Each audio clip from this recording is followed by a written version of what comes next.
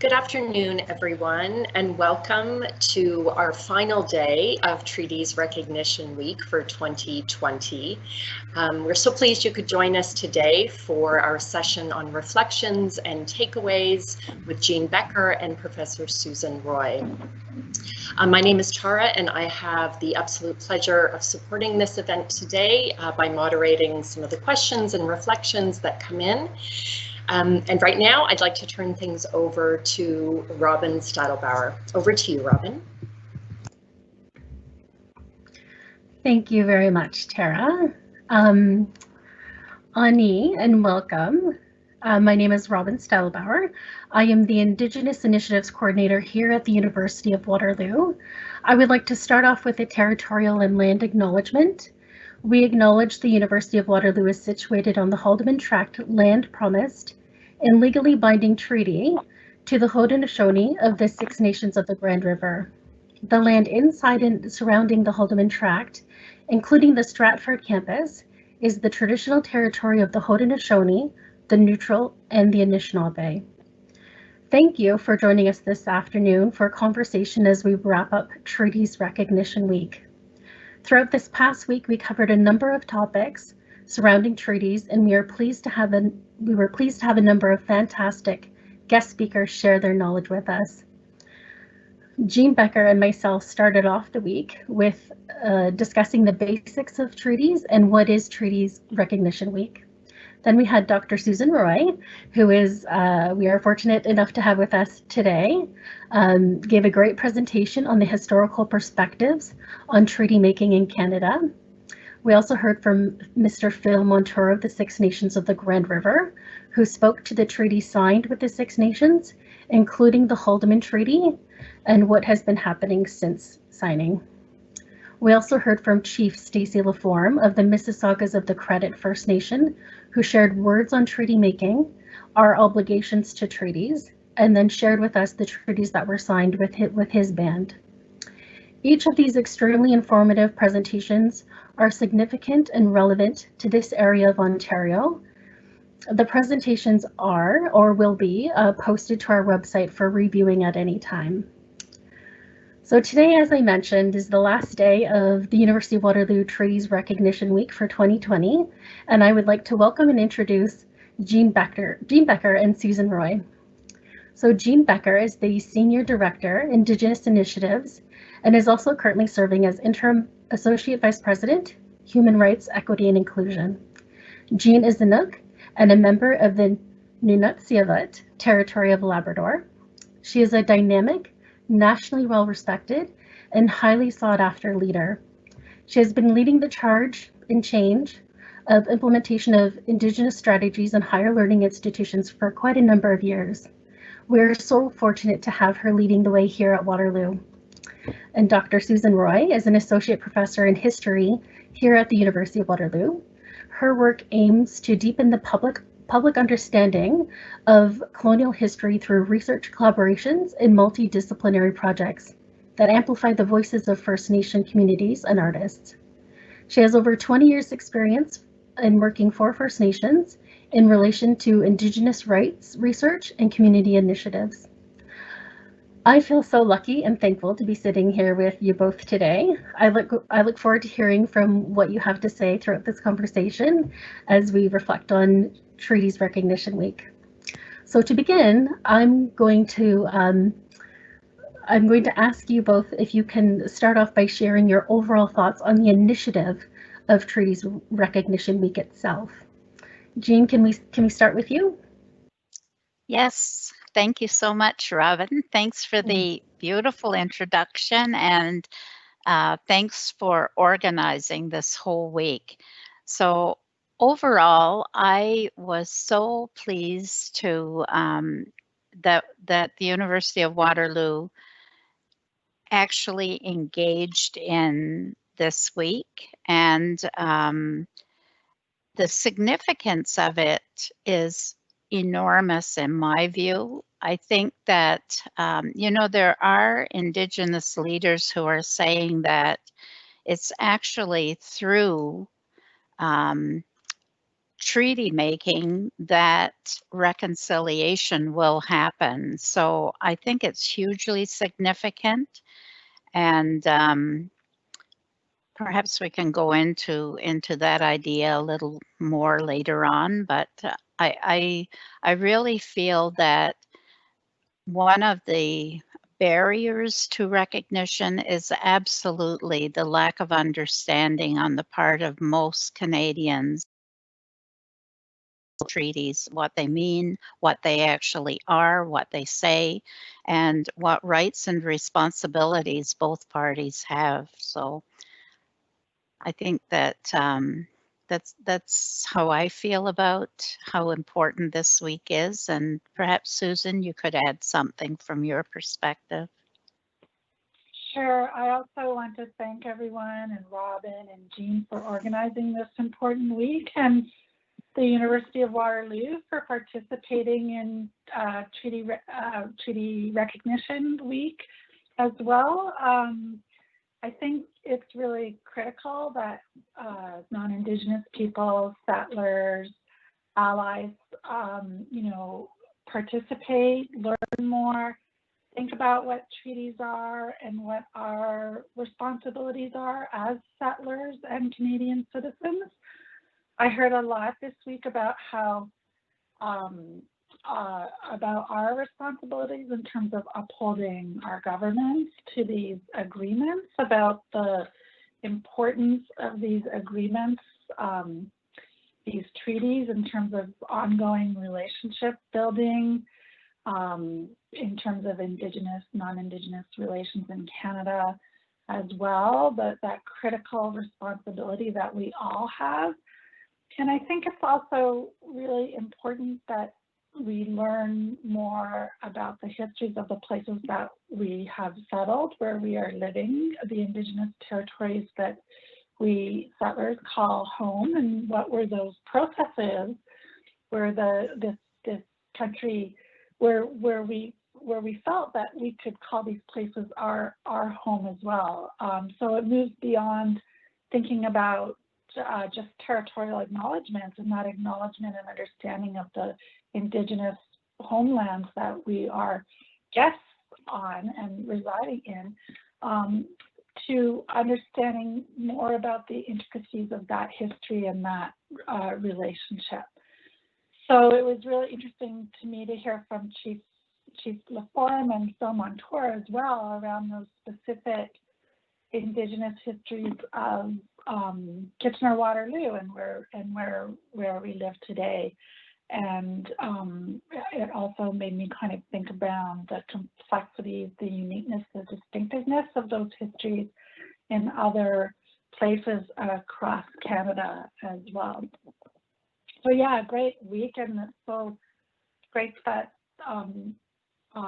those talks by Phil Montour and Chief Laforme are recorded as well, so we can go back and look, and the numbers of resources that are out there from different Indigenous leaders and knowledge keepers as well. So I feel very honored to have access to those kinds of resources and really hear from those Indigenous communities and leaders about what treaty means to them in terms of that ongoing relationship.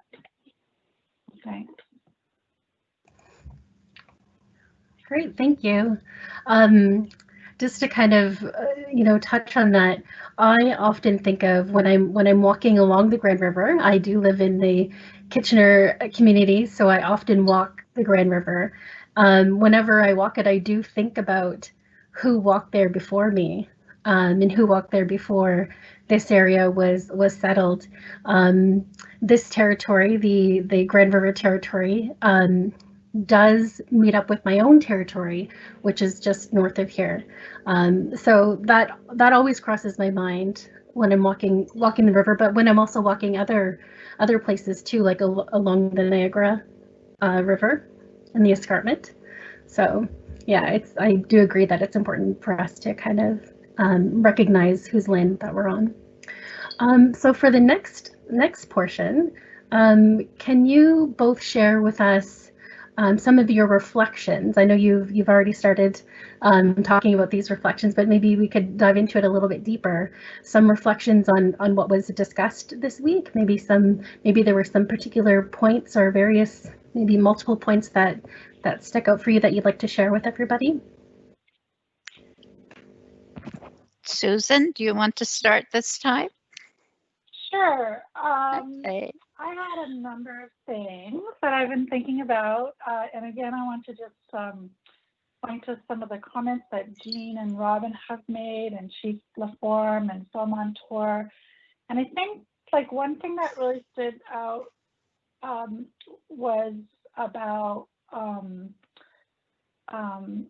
the relationship of treaty to Indigenous economies as well, and well-being. And one thing that Chief Laforme said that I thought was really, important was that these are, this is an important relationship, but this is also an opportunity to think about the kind of world that we want to live in, the kind of society that we want to have. So we talked about protecting the environment, the role of treaties in terms of,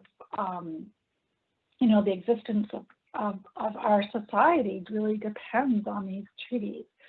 So I was thinking about that in terms of the economy and the way that Indigenous economies have really been challenged historically. So we see, through colonization and Canadian history, the dispossession of Indigenous peoples from their traditional territories, from those lands and from resources over the, over history. We can look at the ways that hunting and fishing and other aspects of the Indigenous economy have been restricted and regulated, and how these things are really in contrast to what the intent of those treaties were in terms of honoring those Indigenous economies, creating something from that,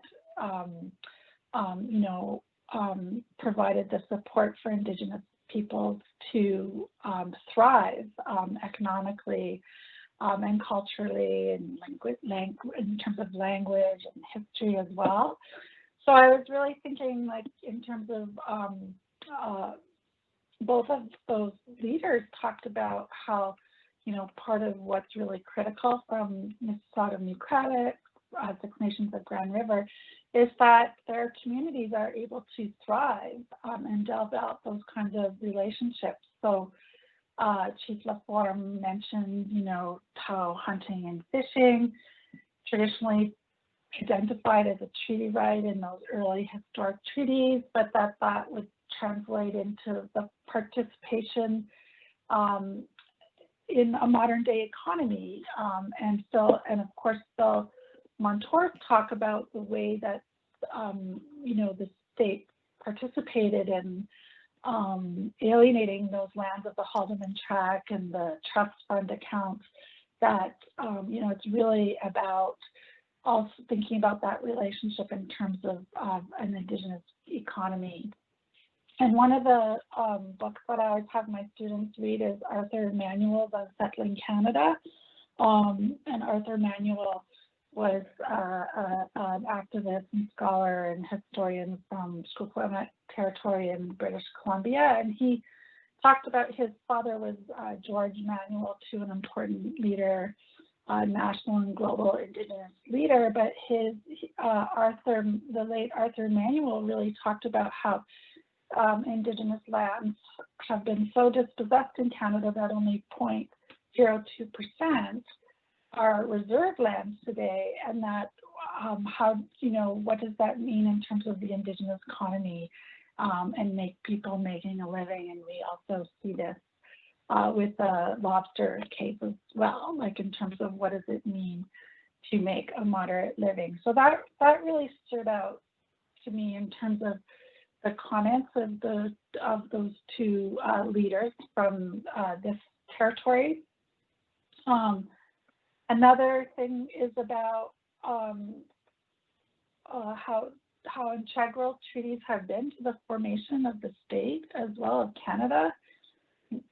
Chief Laforme really indicated this in terms of, we wouldn't be here, settlers wouldn't be here if it wasn't for treaties. So I think we really need to remind ourselves that about what our responsibilities are in terms of making our governments accountable, whether it's the federal, provincial, or municipal level governments, that they are the federal government's upholding those terms of those treaties, and that treaties, this is a part of, treaties are also recognized in our Constitution through, this is an integral part of our country. So just our responsibilities in terms of upholding those treaties as well. So just a couple things to start with. Thanks. Thanks, Susan. I think I want to pick up a bit on what Susan is saying, because I was really struck when I found out that there is a real difference in outcome between the historic treaties and the modern treaties. So, the Haldeman Treaty is a historic treaty. And many of the treaties across the country are historic. I think there are some 70, is that right, Susan? Historic treaties. And there's probably about 24 modern treaties. And those treaties are ones that began in 1975 with the James Bay and Northern Quebec Agreement.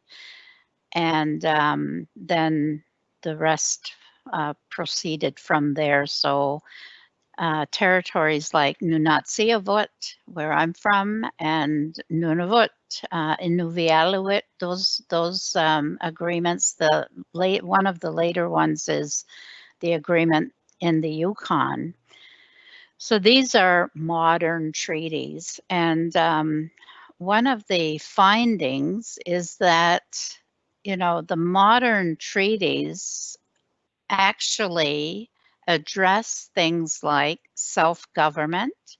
They address the economy in today's terms. They address things like mineral and water rights, which the historic treaties don't even address. So there's quite a significant difference in the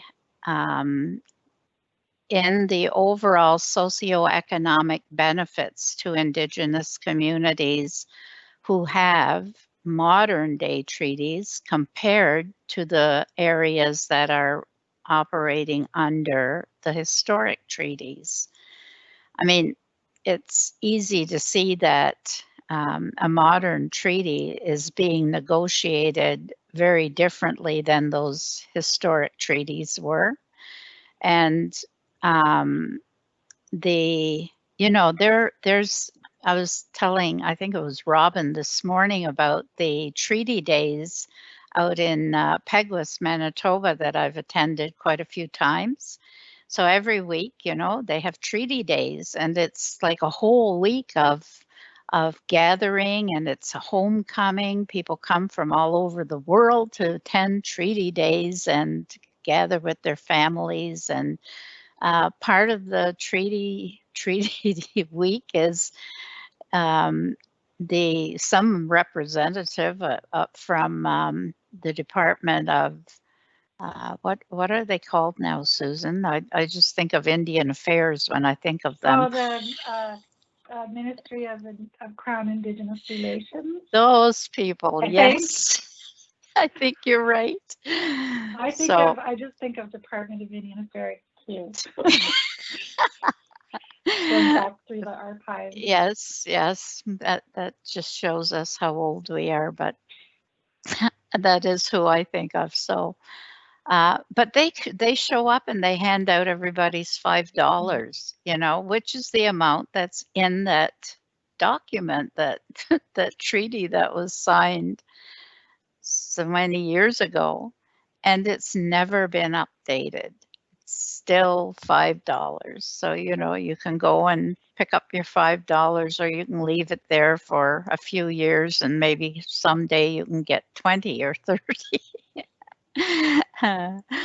So I just really, so this is the reason that I said earlier, you know, that some leaders are saying that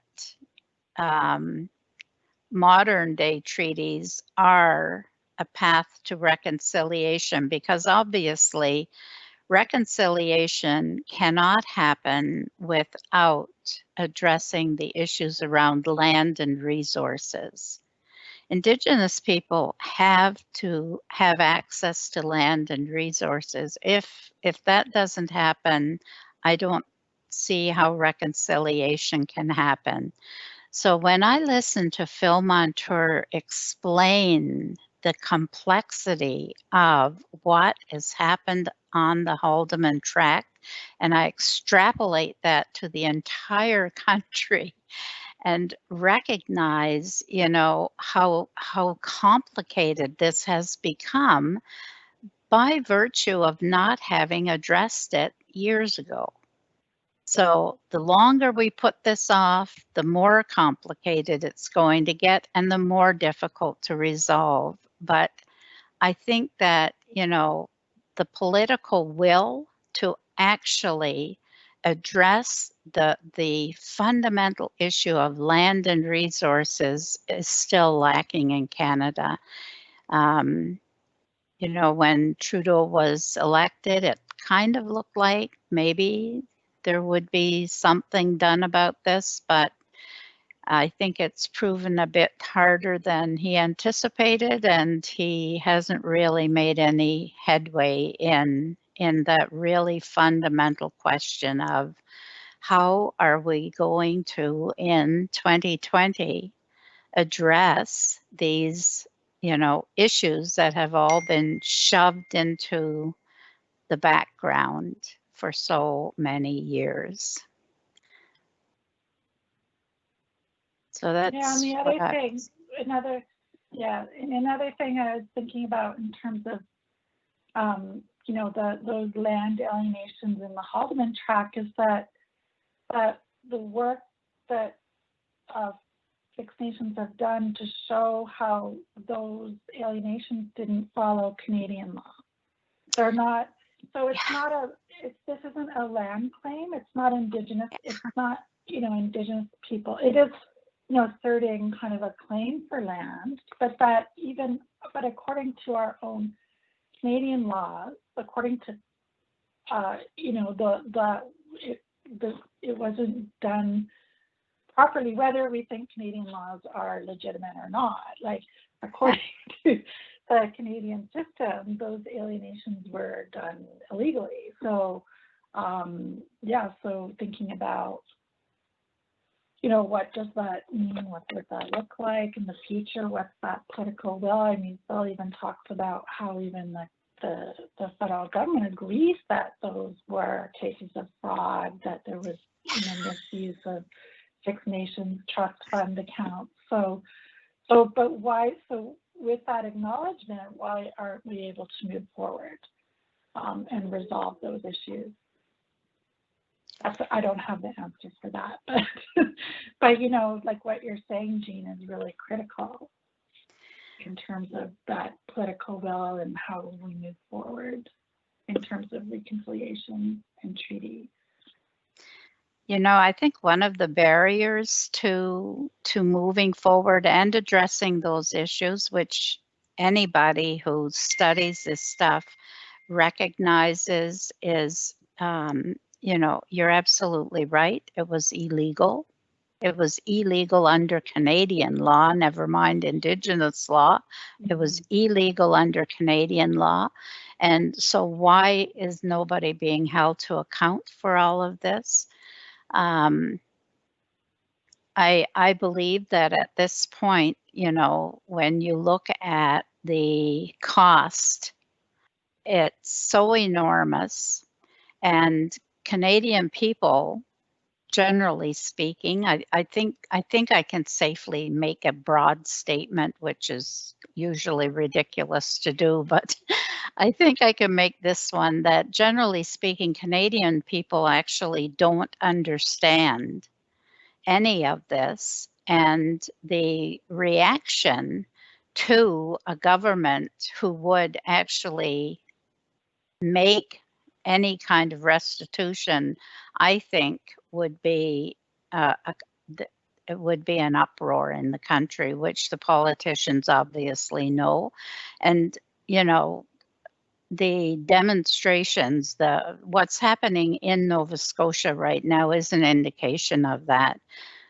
Those, you know, fishermen, the Mi'kmaq fishermen are not doing anything illegal. And yet even the government is threatening, the Department of Fisheries is threatening to pull up their traps. So how does that work? They're not doing anything illegal. Why is the Department of Fisheries making that threat? It's crazy. But this is what's happening in this country, and it's happening because people don't understand that and have not accepted that, you know, Indigenous people have any Indigenous rights. That's my thinking anyway, Susan. Mm-hmm. Yeah, and that those rights, those are distinct rights from human rights too. Yes, absolutely. I always have to explain Indigenous people have human rights, of course, yes. but they also have distinct Indigenous rights that yes. that come from distinct yes. Indigenous yes. governance systems and legal traditions from their own inherent yes. systems, yes. right? So how do you convince people this is fair, Susan? I don't know. That's a good question. I mean, I think it's this ongoing conversation, this ongoing discussion, and you know, really pointing like let's learn what Indigenous rights are from Indigenous governance systems. Like, what does Indigenous governance look like? Because I think, you know, what do Indigenous people mean when they say they have jurisdiction over their territories, they have sovereignty, they're still sovereign nations.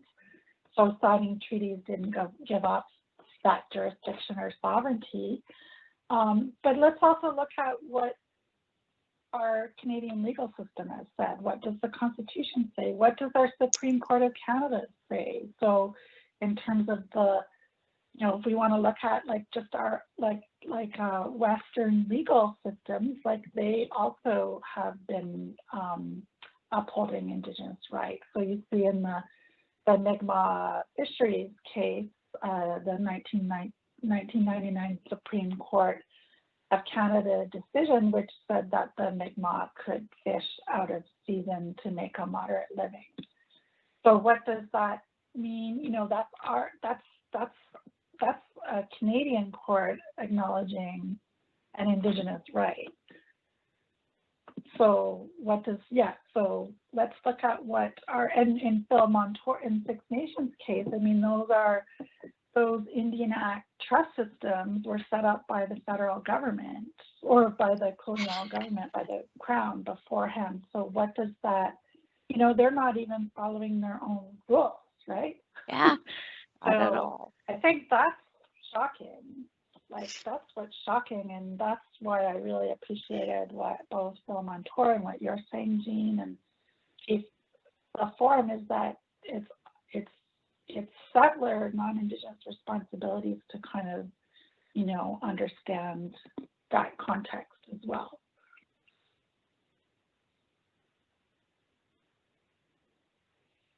But how do you I don't know. Yeah.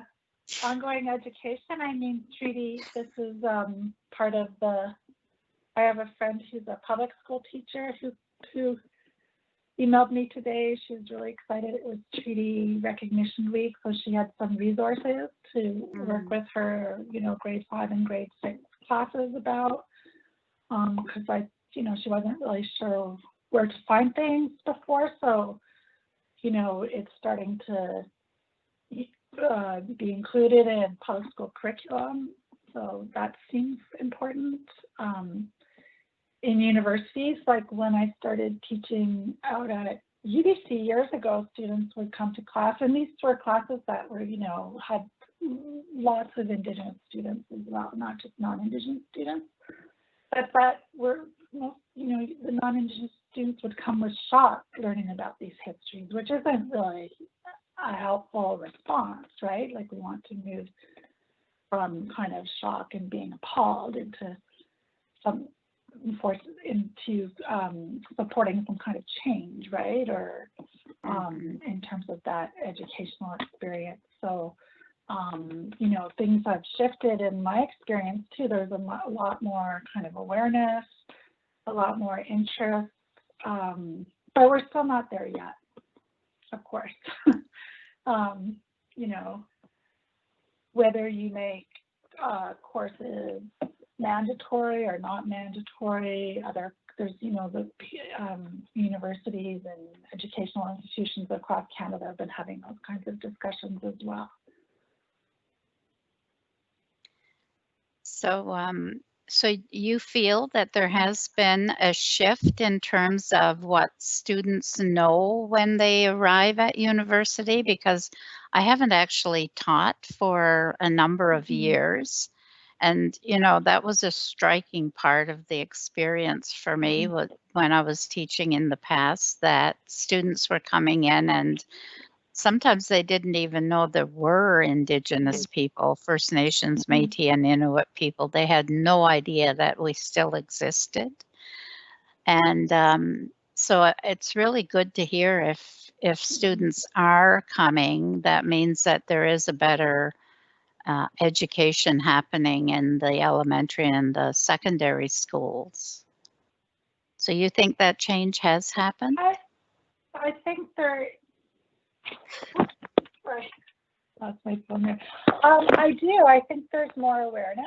There's more, and maybe it's through kind of the curriculum, or I'm not saying that there's full awareness, but there is kind of an increasing curiosity. There's more students come in. I don't need to explain what the Indian Act is. I mean, students know that there's this basis piece of legislation called the Indian Act. They don't necessarily know what it is. They know generally what treaties are. They don't, and that they were negotiated with Indigenous nations, but they don't necessarily know the specifics around the treaties of this area or across Canada.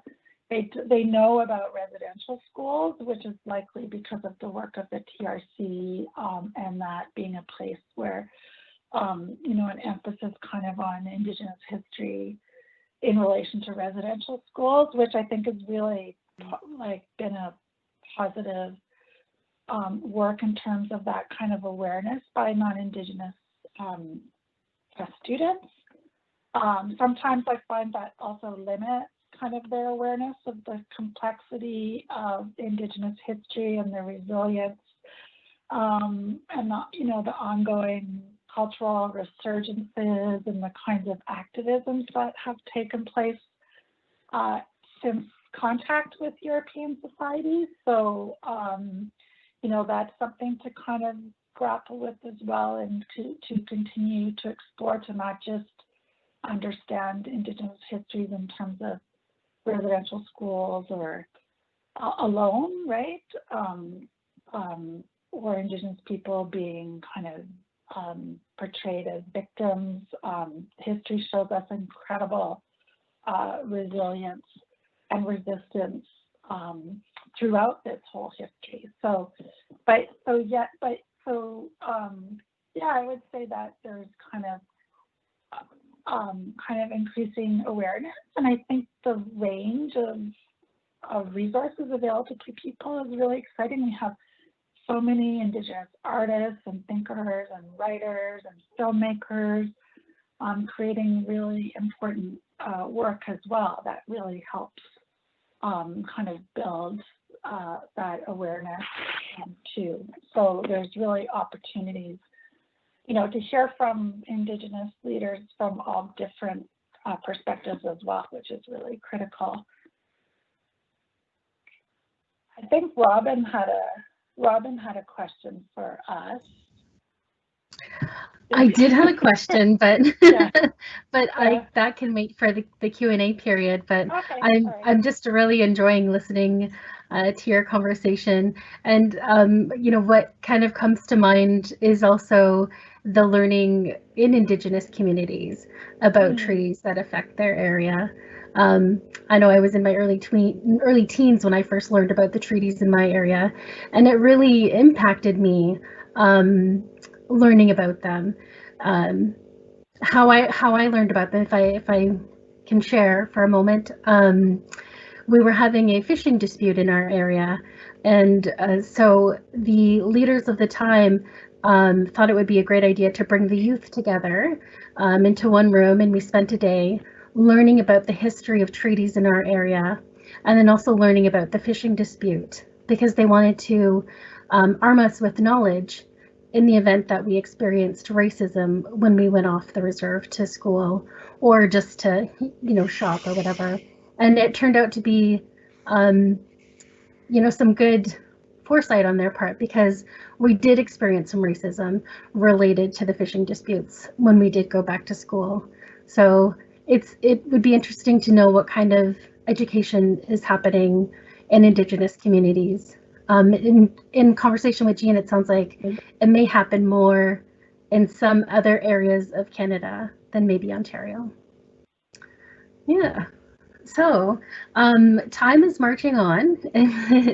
So before we get to the Q&A part, I would love to hear, you know, your own personal takeaway or takeaways from this week, if you'd like to share with us. Okay, so, you know, I think for myself, it really highlighted for me how important this topic is, and how we need to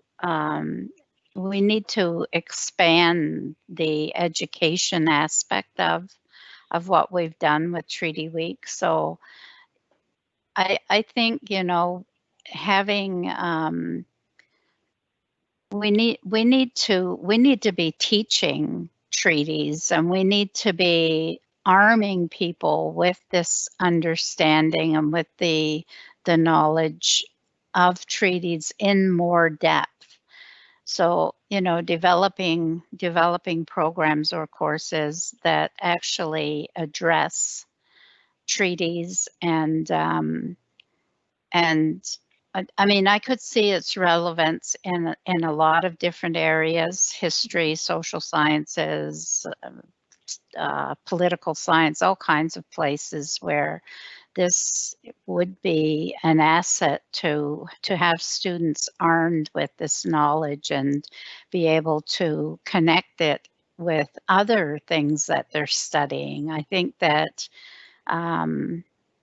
so I guess what I'm taking away is that we do need to expand this discussion, as opposed to, you know, be happy we did it for a week and then wait till next year. I'd really like to see some more like opportunity for students to delve into the treaties and to understand them, and to put their thinking towards how can we make these changes that need to be made, that must be made for the well-being of the country, you know. So that's kind of it for me. That's really, and I think it's a big takeaway for me. Susan? Yeah, so that sounds amazing. I would agree with that. And I think that, you know, especially from a non-Indigenous perspective, to have ways to participate in that, thinking around what those relationships could look like. What are the roles of non-Indigenous students or Canadians to participate in that? What are the ways that could be enacted, even at the University of Waterloo? I really like your comments about, and about not just kind of thinking of this as Treaty Week and then putting it aside until next year, but that it'd be really critical for us to build other kinds of ways to continue this conversation, to build resources, develop courses. Those are all amazing ideas, and I'm really excited about that too. I was also thinking, one thing I was thinking about was just the critical work that Indigenous communities have been engaged in terms of, asserting their treaty rights, talking about treaties. I watched Alanisa Bomswin's film about Treaty 9 again last week, and there's just so many places, the work that Mississauga New Credits have been doing and kind of taking those cases to court over and over and over, like just the level of hard work and engagement and resources that Indigenous communities are putting into this question. Phil Montour has been to our campus many times. He is so generous with his knowledge and his time, and if he's asked, he comes. It's an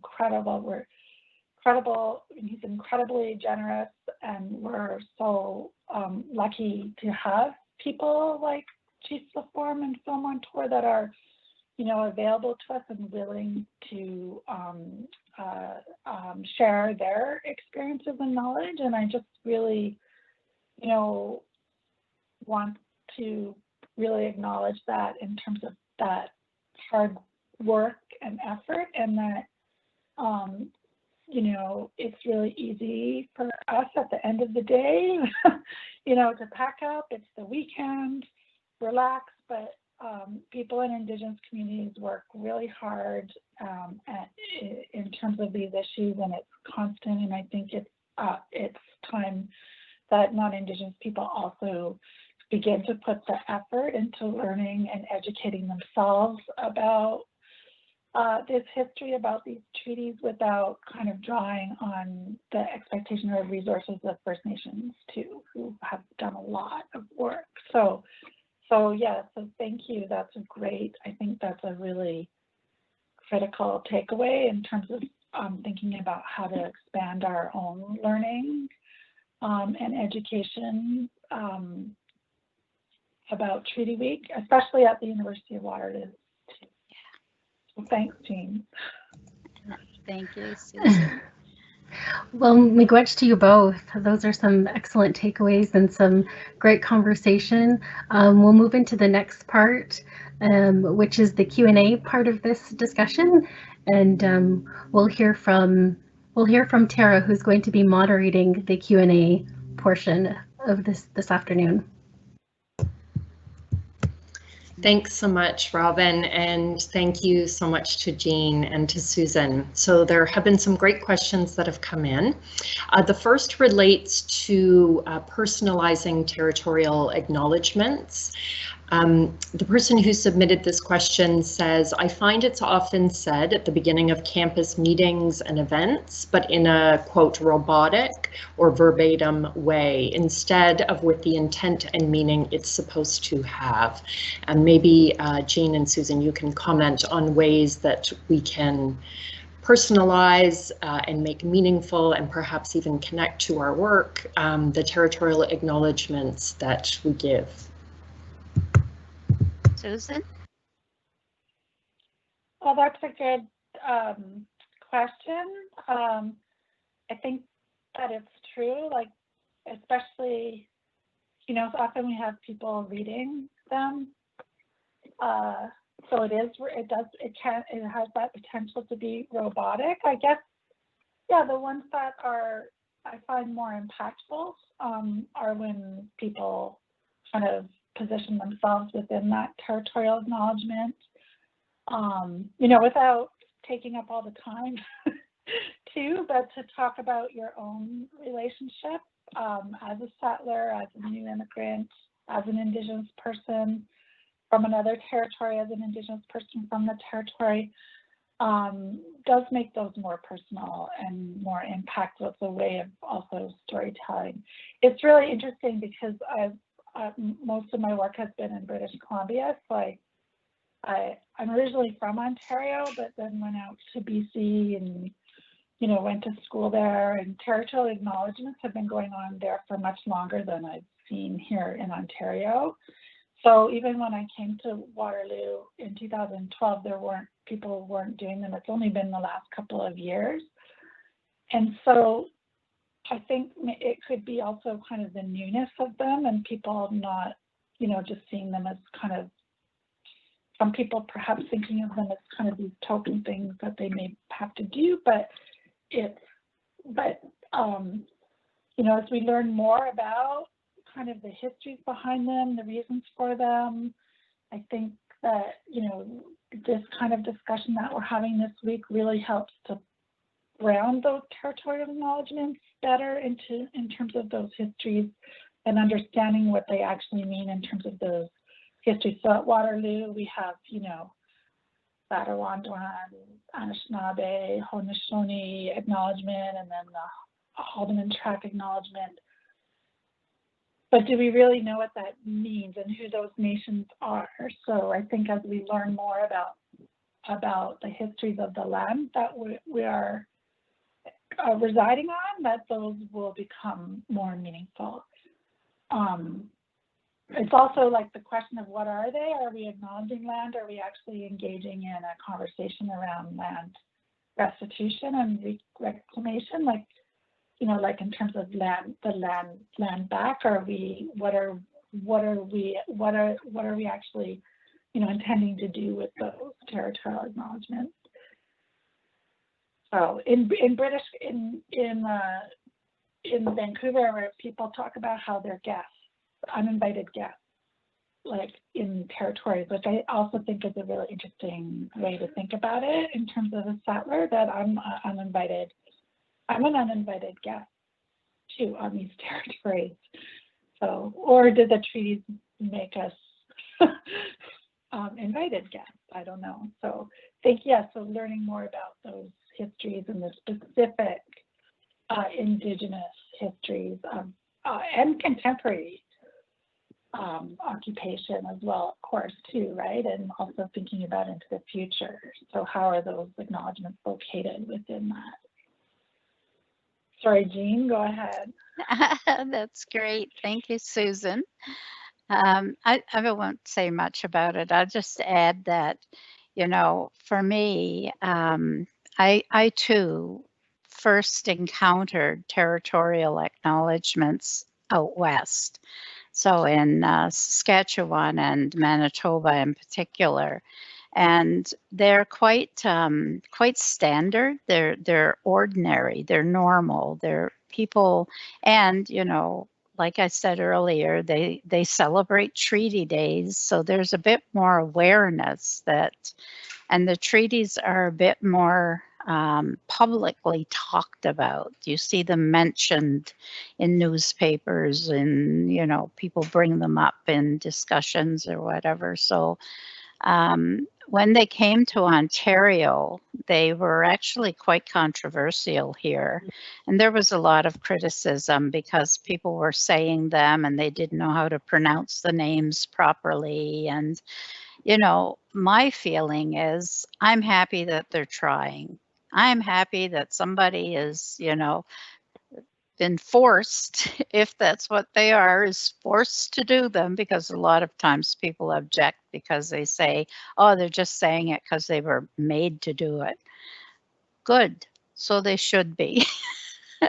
At least it's getting done. And at least, you know, the words are coming out of somebody's mouth. This is traditional Indigenous territory. And it's these people, the Attawandaron, the Anishinaabe, and the Haudenosaunee. These are names that people maybe never heard before.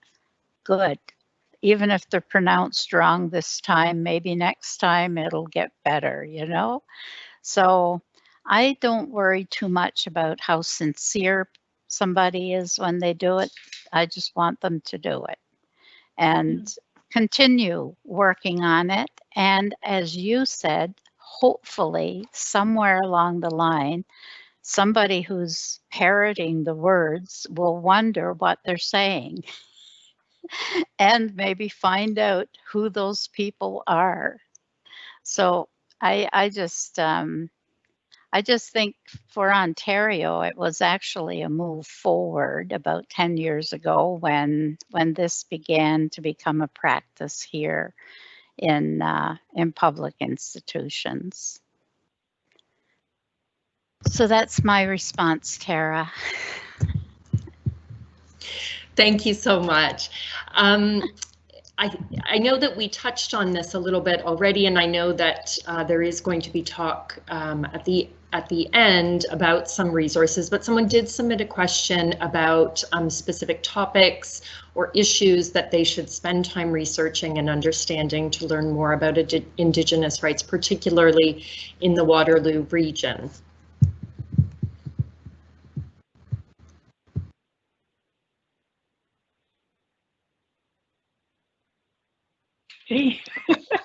So I'm trying to think about resources in Waterloo. This is where Jean's been trying to get individuals to write the Indigenous history of Waterloo. Has been really like trying to support a number of people. So that doesn't quite exist yet, but I think you know, here's a critical kind of gap in Indigenous history in terms of books, right? Places to go, but I always think of websites of First Nations have great history. So you could see some of the resources from Mississauga New Credit, and I know that they put out a number of pamphlets and have materials on their website. Six Nations of the Grand River have really critical resources on their website as well, and the work that Phil Montour presented is all included in a pamphlet that they have. I think that's part of the resources that have been put together for this event.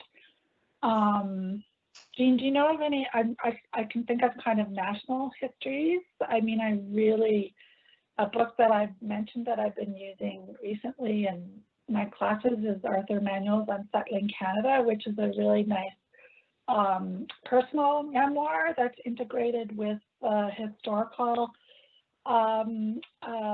history around Indigenous activisms, especially in that post-war period. So, and along with contemporary treaty issues and Indigenous rights issues on a global scale.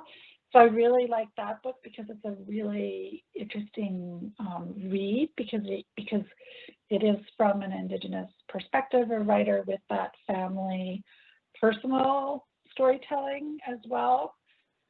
There's so many Indigenous writers and filmmakers. I think we could build that list that has been started with other kinds of, you know, easy, like not easy, but accessible resources for people that are written by Indigenous peoples, filmmakers. Yeah. Jean, do you have any suggestions? So for this area, there are a couple of scholars on Six Nations. Susan Hill has I don't know the name of her book off the top of my head. Robin, you could look it up and tell people before we finish. It's called The Clay We Are Made Of. I also have The Clay We Are Made Of. Okay, great. Awesome. Thanks, Susan. So The Clay We Are Made Of is one. The other one that I really like is Rick Montour's book. Do you know the name of that one?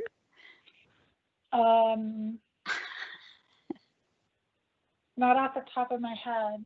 Yeah. Yes, but I shall.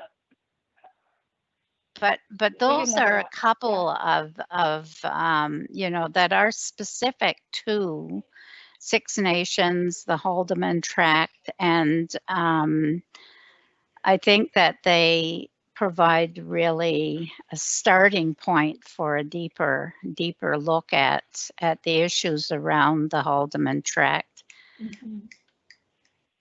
It's called We Share Our Matters.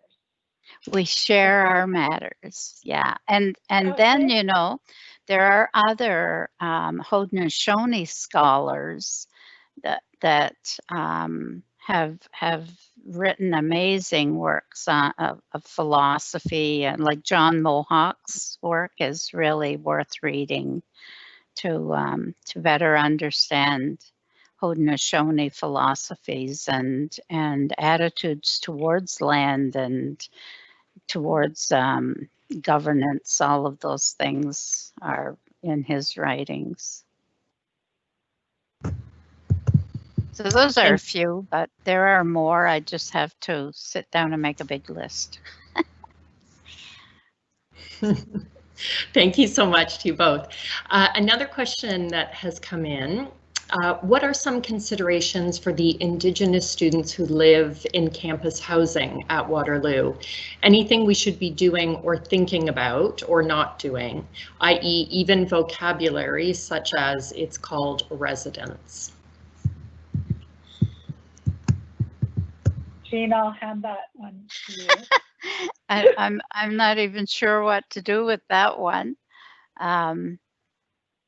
Is the term residence an issue because it's similar? It's like evocative of residential school. Is that the?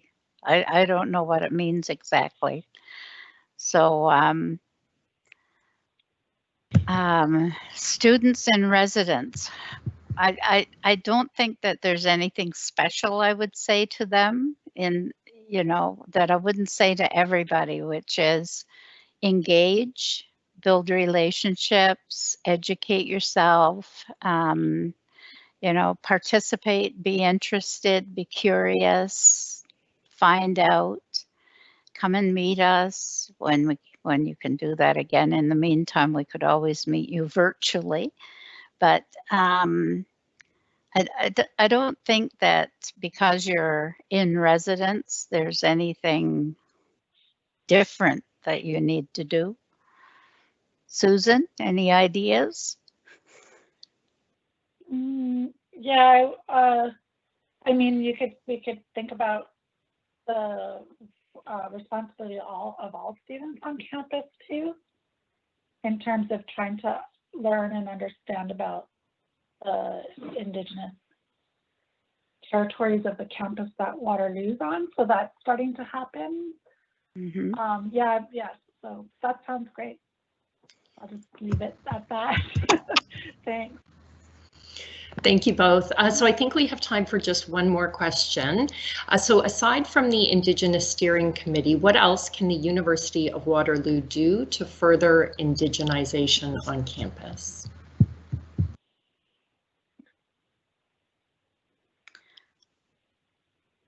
Okay, was the question, what else can the university do? Yes, yeah, it is pointing to the University of Waterloo and action that it can take.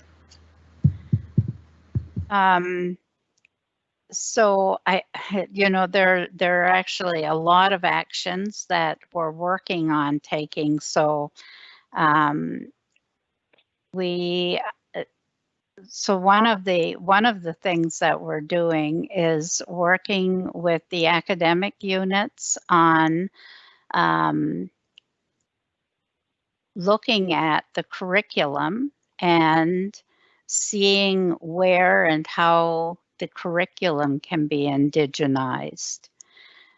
So there's actually, you know, people are needed to do that kind of work with faculty. So if for instance, a faculty member is interested in implementing an Indigenous content into their curriculum, oftentimes they aren't sure how to do it. So they feel uncomfortable. They feel like, you know, they might make a mistake, that it may not be the right things.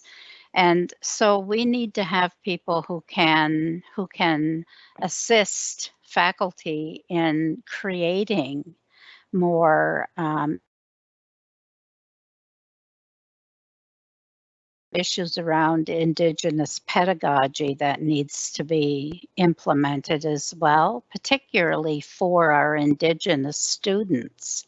So for instance, one of our challenges at Waterloo is that because we don't have Indigenous faculty members, or we don't have enough of them, there's a real challenge for Indigenous students, for instance, with graduate students, to find a supervisor who understands Indigenous perspectives and who can actually work with those students to help them to develop their projects, their theses in a way that you know, fits the requirements of the institution, but also recognizes and respects and honors the Indigenous knowledge and pedagogy that those students are bringing forward. So we need faculty members, we need staff people who can assist in various ways throughout the institution.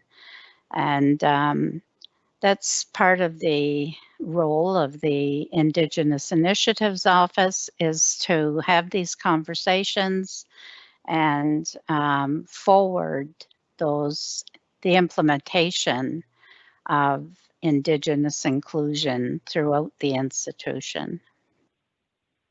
Susan? Yeah, no, thank you, Jean. I was just going to leave that question for you. But thank you. But I agree, there needs to be Indigenous faculty. So Waterloo has some, but not, and a critical mass, right? Like, so not 1, 2, but Indigenous faculty across the university would be critical. And also, I always think about those relationships with our local First Nations community and Indigenous communities as well, whether that's, you know, in KW or Six Nations of the Grand River, Mississauga, New Credit, other Anishinaabe communities in southwestern Ontario. Critical to develop those relationships in terms of, you know, what is the university's responsibility to those communities, meeting priorities, expectations of those communities in terms of teaching or research as well. So, yeah, a couple things. That would be a good start.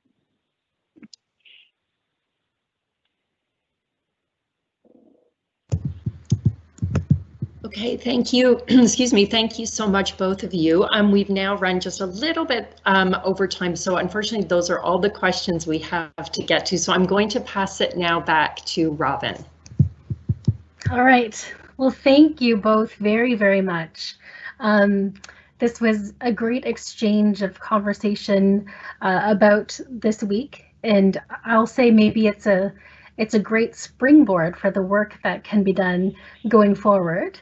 There's some great ideas that came out of your conversation that we can move forward with. I would like to remind those of you who are watching today that we have the presentations from this week posted on our Treaties Week website. If the presentation is not there, it will be there shortly. And we also have additional resources, and I have noted the resources that Jean and Susan have made mention of, and I will make sure that those are posted on our website as well. So at this time, Jean, I will put it back to you for some final words, some final remarks. Following Jean's final remarks, we will hear a message from President Tamdalupper as well. So miigwech, everybody, for being with us. Thank you so much, Robin. And thank you so much, Susan, and to Phil Montour and Chief LaForme, for all of you, for your willingness and time in sharing your knowledge, and for helping to bring forward the important message that treaties continue to have a great influence and impact, and that we all have an obligation to continue work on understanding those treaties. And thank you very much to the communications team for their amazing work and guidance on Treaties Recognition Week. Tara, Janessa, Megan from IST, Natalie Quinlan from University Relations all helped, and we're so grateful to you all. And thank you to the participants and the listeners for your time and attention.